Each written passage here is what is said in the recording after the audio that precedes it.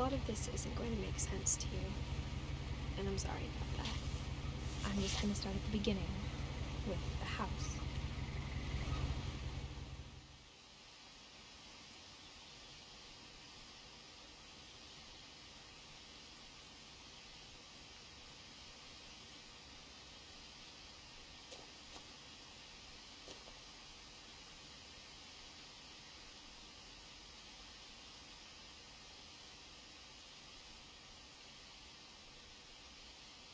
Someone had put up a chain link fence, but it looked like I wasn't the first person to hop it.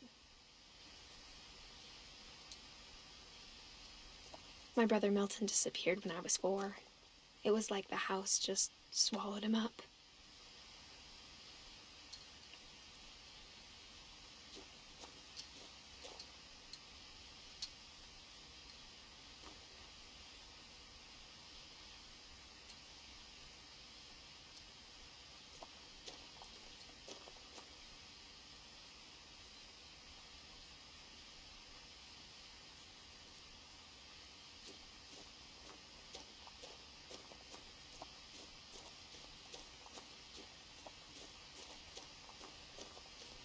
I lived here until I was 11, but I wasn't allowed inside half the rooms.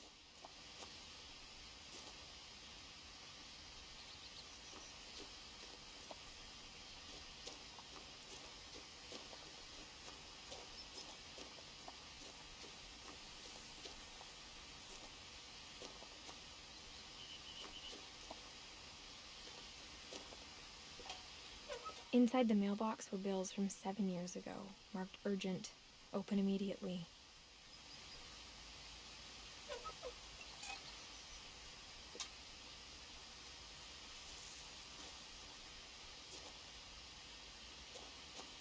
I hadn't been back since my brother Lewis's funeral.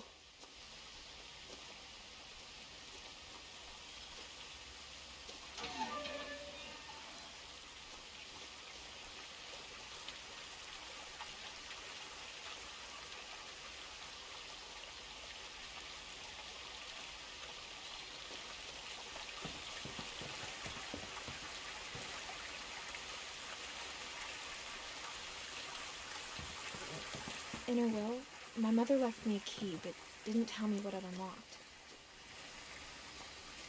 Maybe she thought I'd know, or she thought the mystery would be enough to bring me back.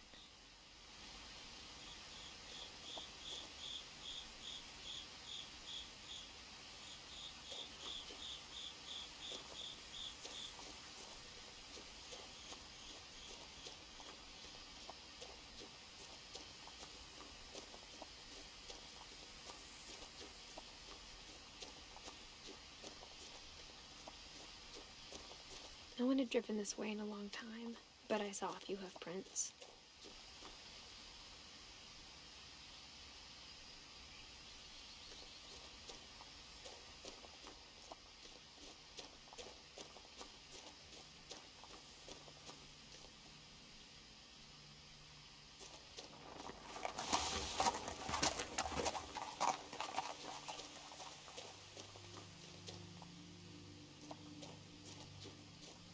The truth is, even after I inherited the house, I never thought I'd come back to it. But now I had questions about my family that only the house knew the answers to.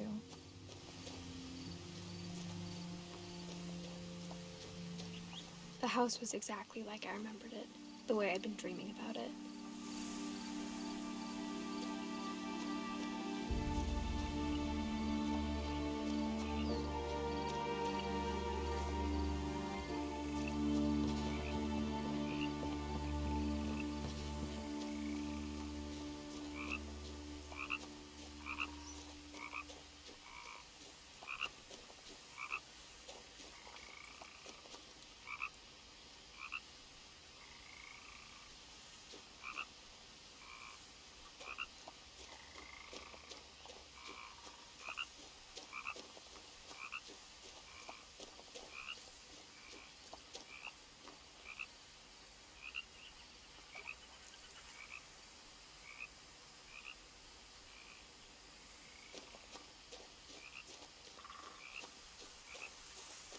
As a child, the house made me uncomfortable in a way I couldn't put into words.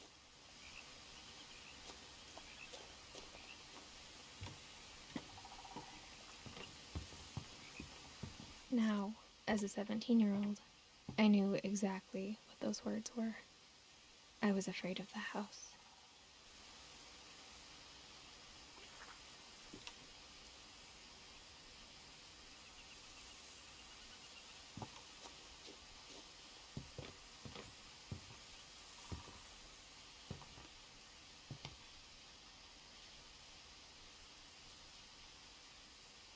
I hoped the key might unlock the front door.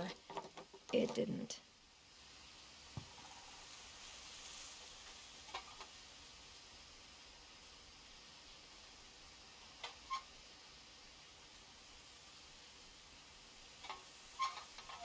Looking in, I felt like the house itself had been waiting for me.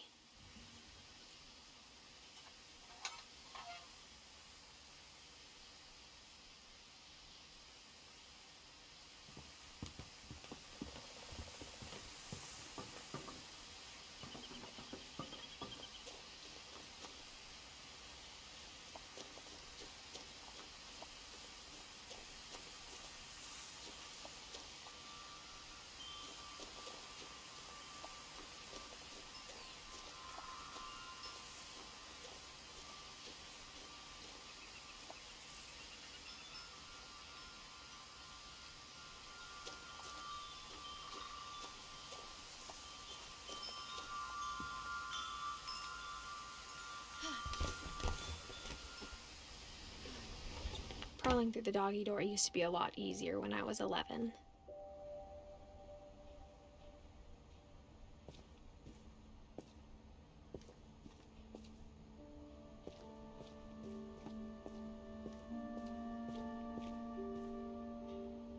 The power had been turned off the night we left. For the first time in years, I felt like I was home.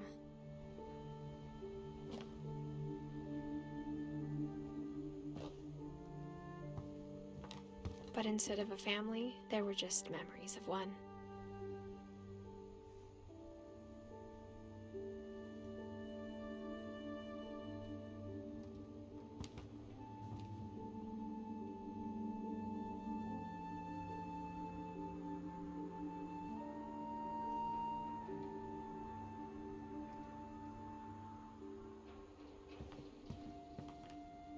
Like how after Lewis started working at the cannery, we all got sick of eating salmon.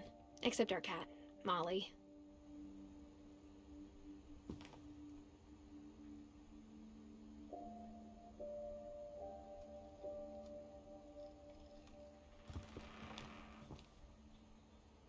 Or how only one restaurant would deliver to our house, so we had Chinese a lot.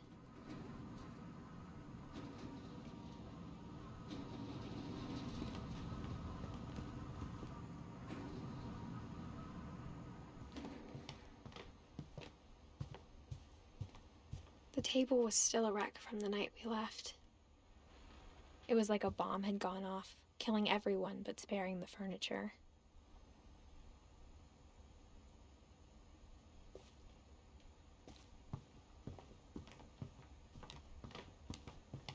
My mom was the only one of us who could imagine Great-Grandma Edie living in a nursing home.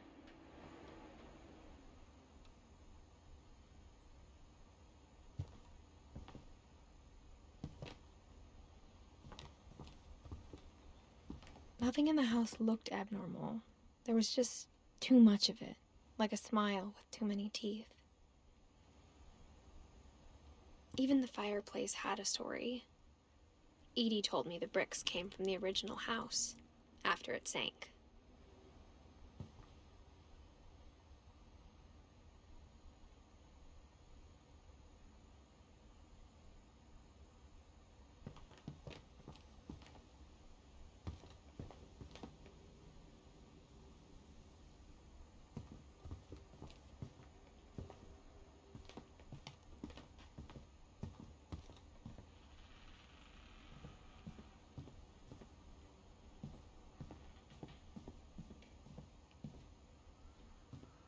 My mom wasn't much of an optimist, but she never stopped believing that my brother Milton was alive.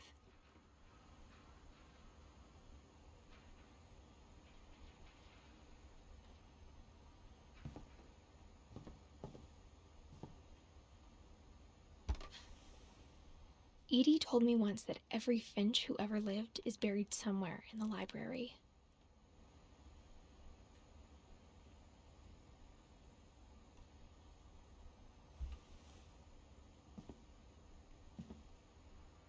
A lot of things got left behind in the whirlwind of that last night.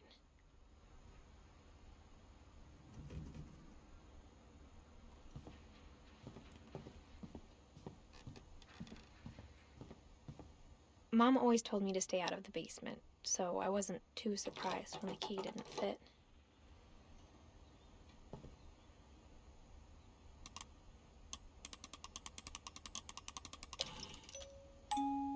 Great-Grandpa Sven built a music box for Barbara, along with the rest of the house.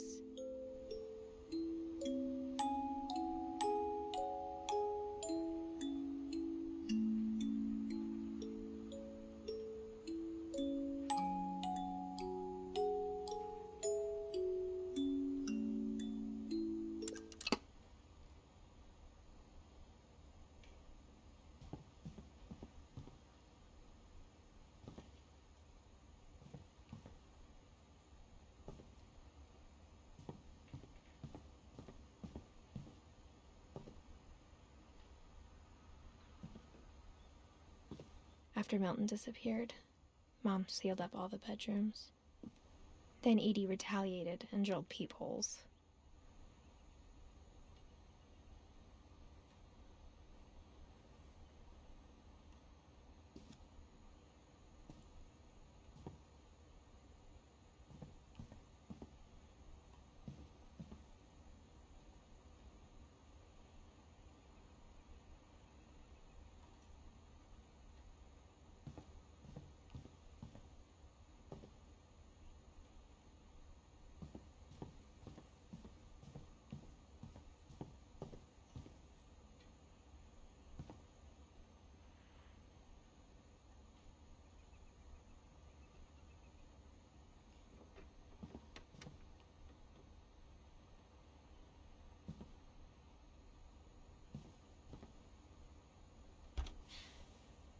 The last time I was in Edith Sr.'s room, I was 10 and she was painting my portrait.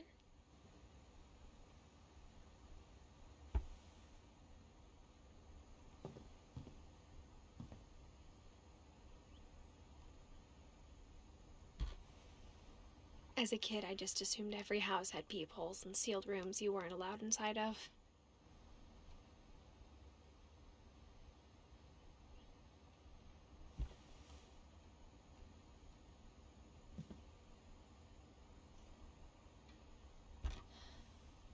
My Grandpa Sam spent 7 years sharing a room with his dead brother, Calvin.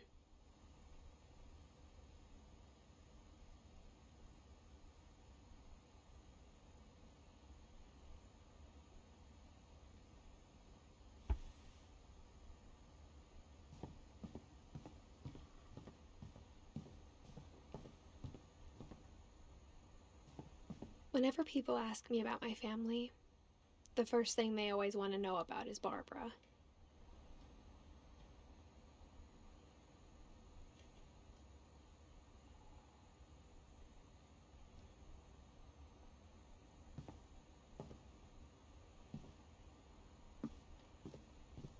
Mom must have locked the third-floor stairs on the night we left. Edie's father, Odin, built the original house.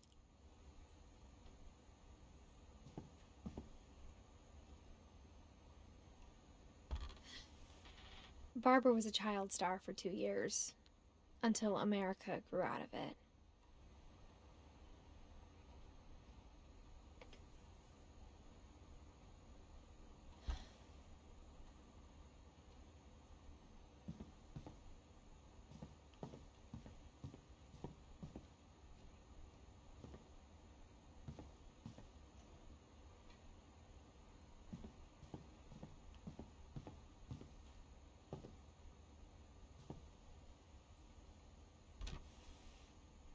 Molly always seemed like a girl I could imagine being friends with, if she hadn't died in 1947.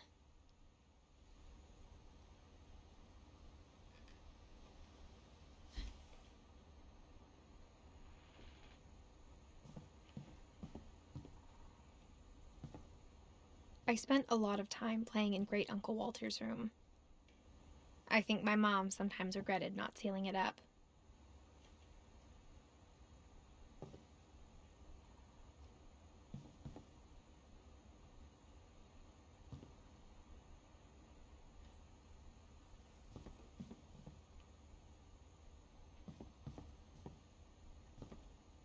Lewis told me there were secret passages, but I never believed him.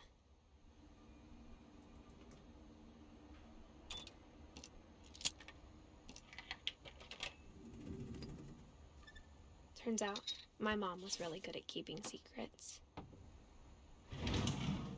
Now it was time to find out what my mom had been afraid of.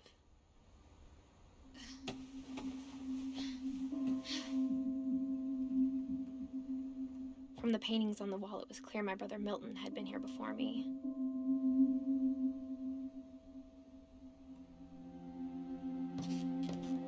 Reading this, maybe it sounds like I had a plan. But I had no idea what was behind that door.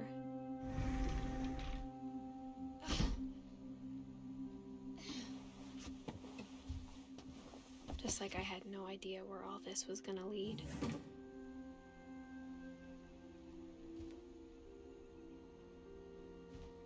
I grew up looking at Molly's room through the peephole.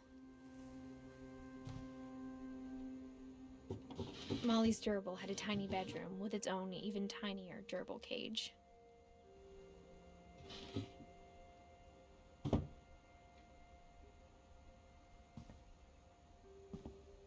Being inside for the first time, I felt like I'd stepped behind a painting.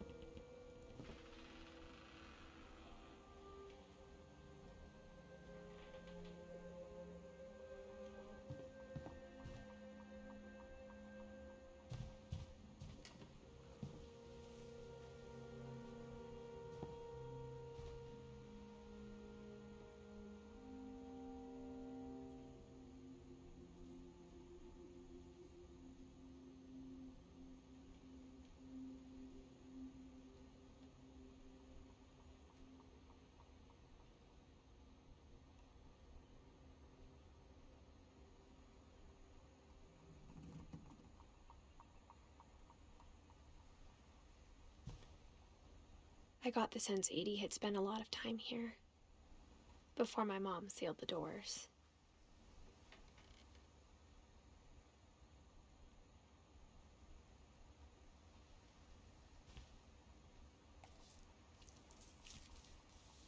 December 13th, 1947. Dear Diary, I'll be gone soon, but I wanted to tell somebody about what's gonna happen. It started when Mom sent me to bed without dinner. I woke up and I was starving, so I looked around for something to eat.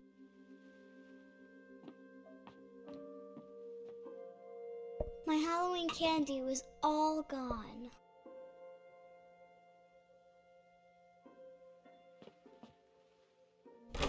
Mom, can I come out now? Sweetheart, it's late. Go to sleep.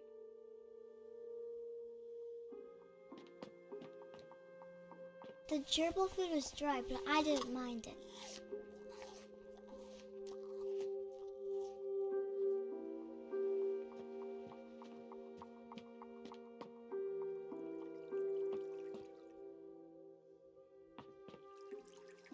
I thought about eating Christopher, but I held back.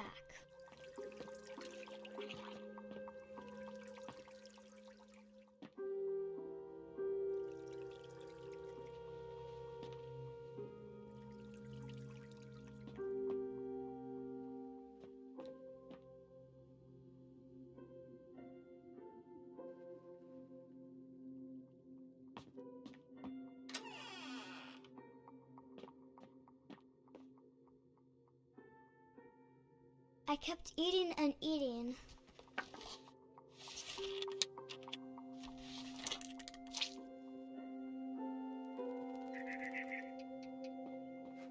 I ate a lot of things that night.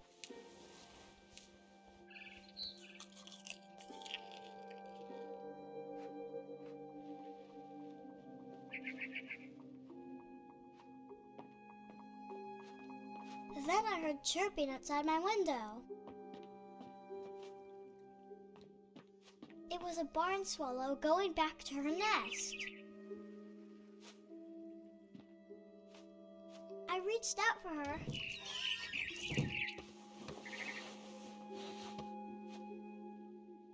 And suddenly, I was a cat.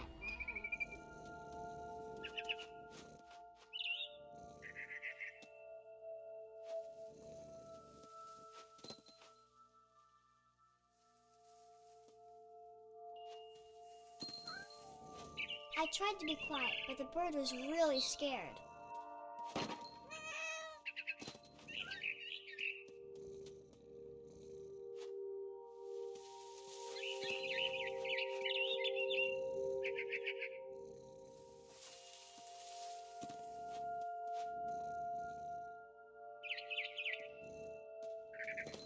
Mom and Dad didn't even look at me.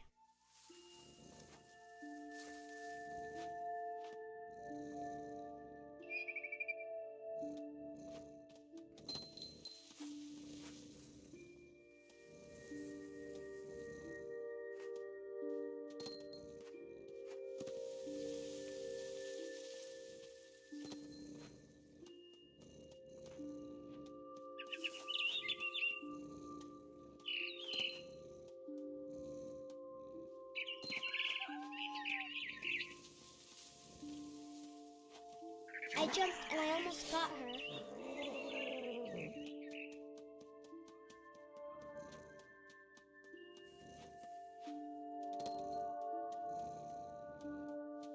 I could tell she was getting really tired. Now I was up in the big tree. I promised Dad I wouldn't climb it anymore. All I cared about was eating that mama bird.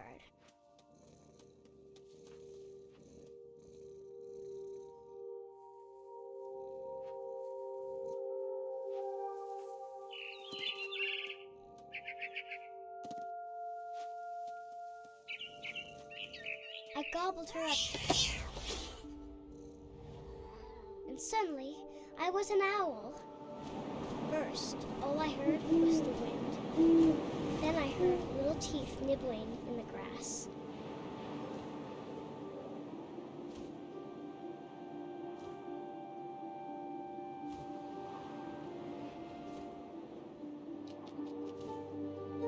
Rabbits.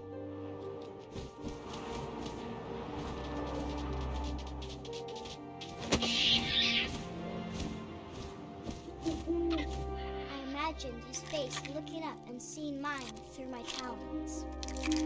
I swallowed him up, and I didn't chew one bit. Then I flew off to find something bigger.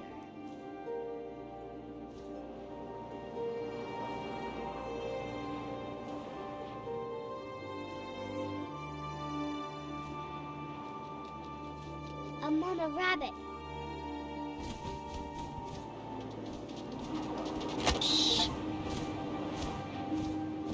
She was almost too big to carry.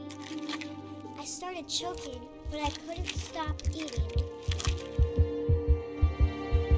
And suddenly, I was a shark.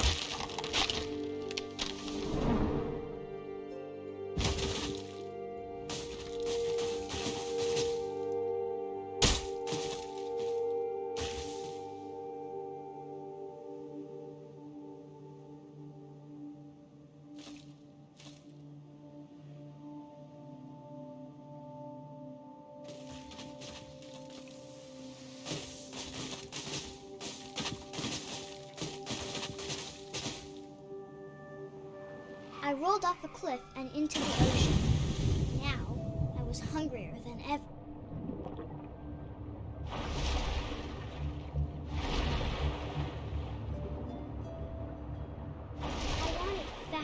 juicy seals.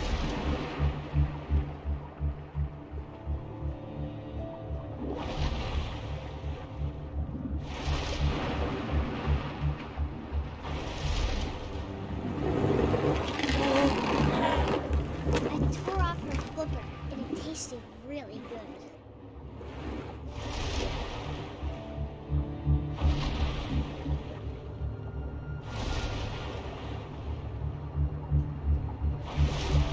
I grabbed on tight, and I was so hungry, I jumped out of the water. When I opened my eyes, everything had changed.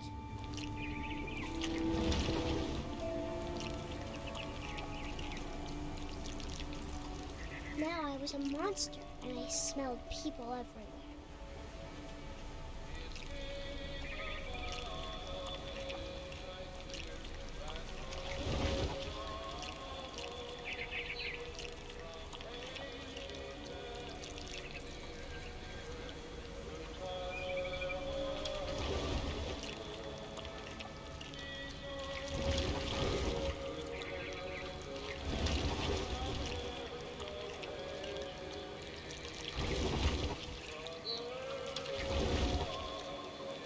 I was big, and I moved real quiet.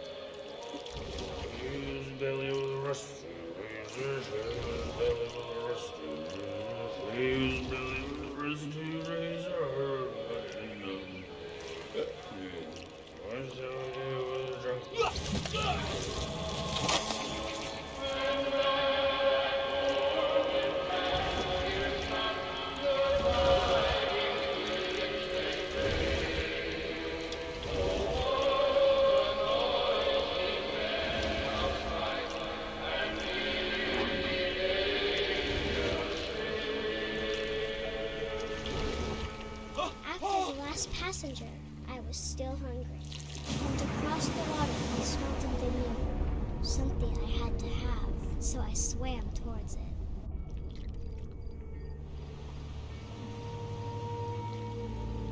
I slithered onto the sand, and the good smell went into an old pipe.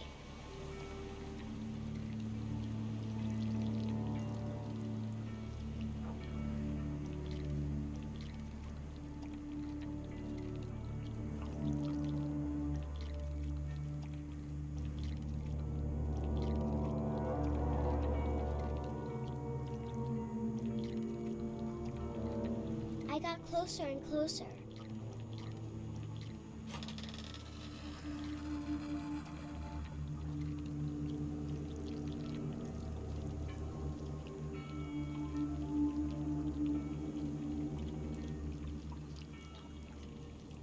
All of my stomach started growling. And suddenly, I was me again. I held my breath for a long time, but I couldn't hear anything. I think it's waiting for me to fall asleep. But it's not going to wait much longer. It needs to feed, and we both know I will be delicious.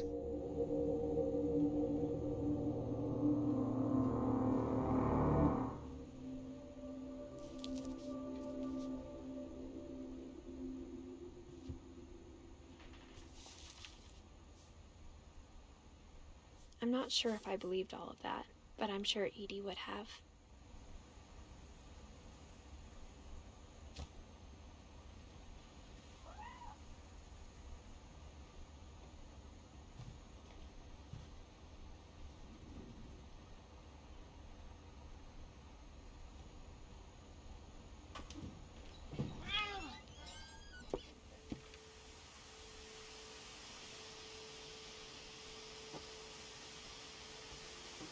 This will be obvious later, but my mom never told me any of these stories. Edie would have, but Mom didn't like bringing up the past. Though, when we adopted a stray kitten, she was the one who named it Molly.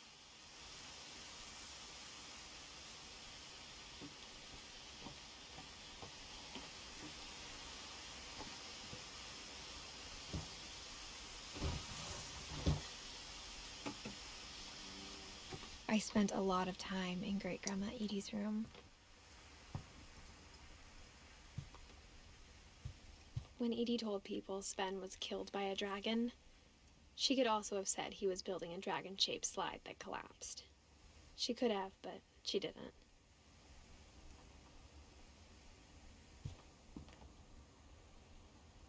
Even in her 90s, sometimes Edie seemed a lot younger than my mother.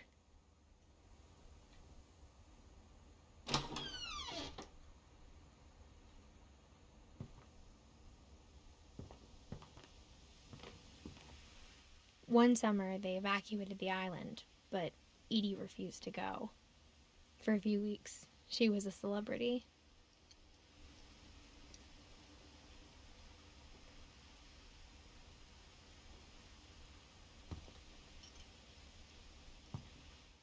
I hadn't thought of myself as Edith Jr. for a long, long time.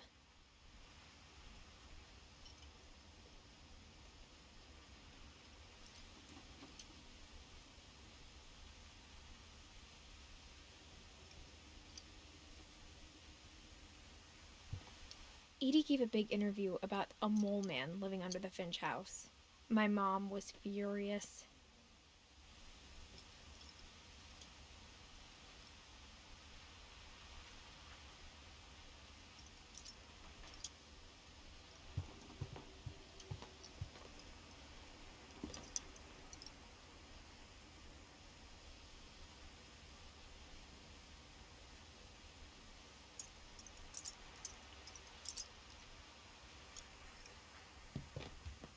Louis died a week before we left, but Edie had already started to memorialize him.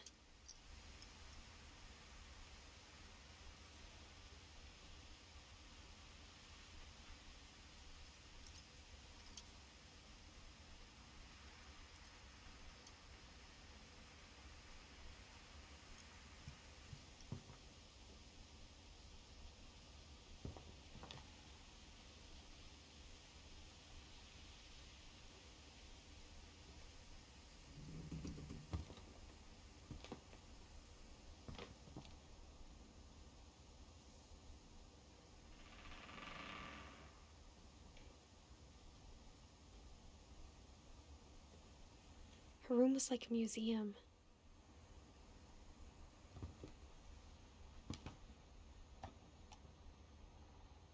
For 500 years, the Finches have been famous throughout Norway for their fortune and misfortune.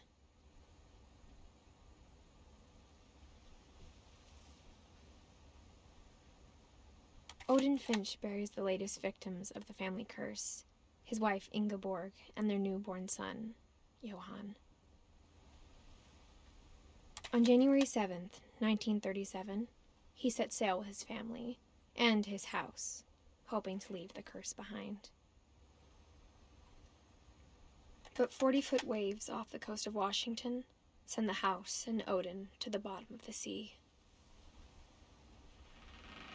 Odin's daughter Edie, with husband Sven and baby Molly, step ashore on their new home, Orcas Island. Odin Finch is the first to be buried in the new family cemetery. His daughter Edie is already dreaming of a new Finch house.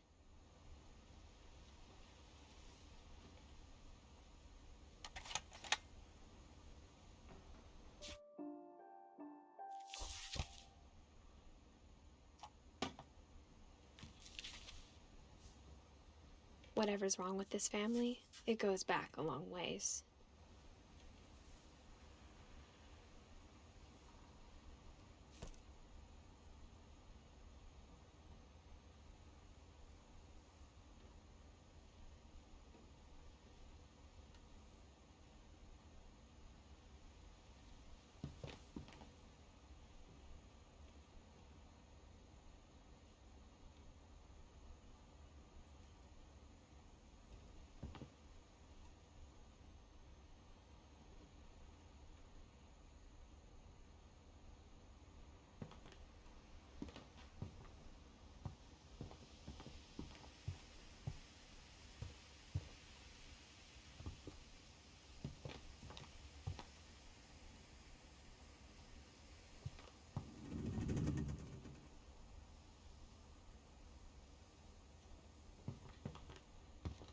The only trace Grandpa Sam's first wife, Kay, left on the house was the pink bathroom.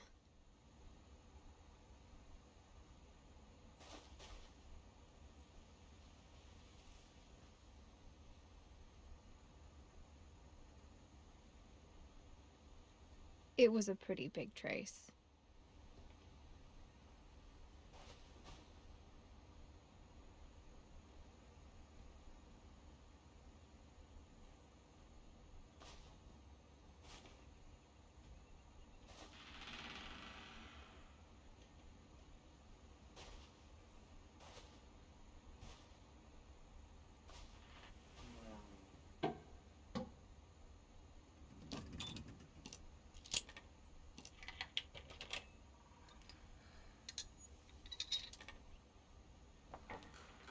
There's a secret in this bathroom.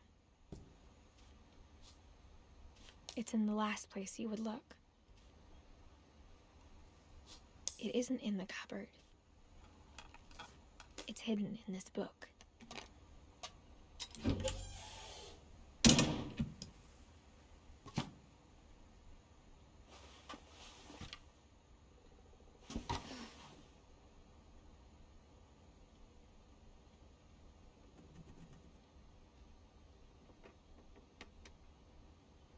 Sven gave Sam an old camera he'd refurbished.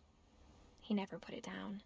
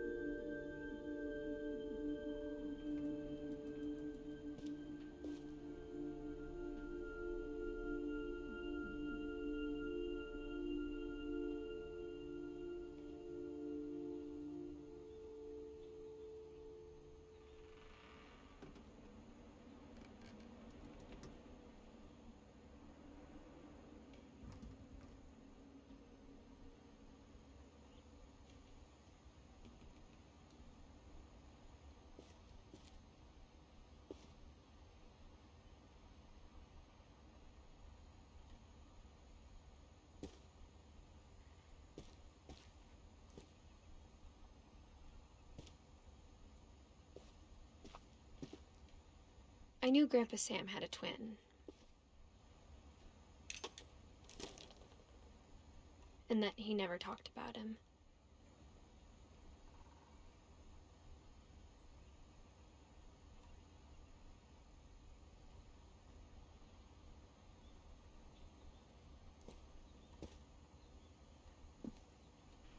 I guess my grandpa didn't like history any more than my mom did.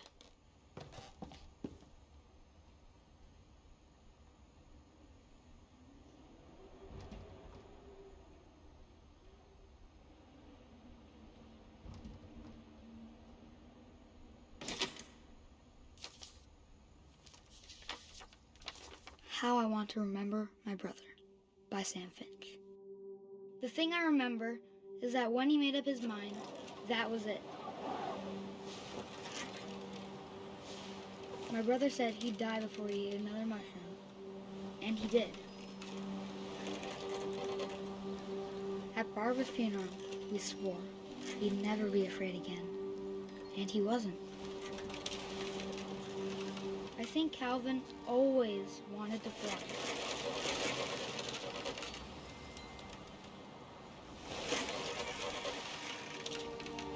Sam, coming! Dinner's ready. Coming! But that day, he finally made up his mind to do it. I told him going around was impossible. Maybe if I hadn't said that,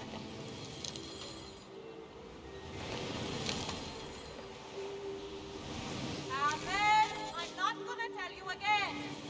maybe if the wind hadn't picked up, then maybe he'd still be here. But I doubt it. I think he'd already made up his mind. That's what I want to remember about my brother.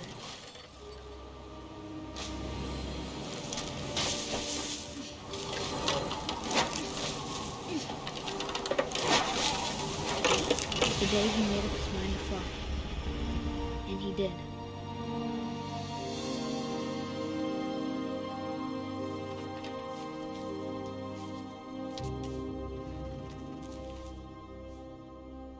Calvin's story felt strangely familiar. When I was younger, I remember trying to do the exact same thing,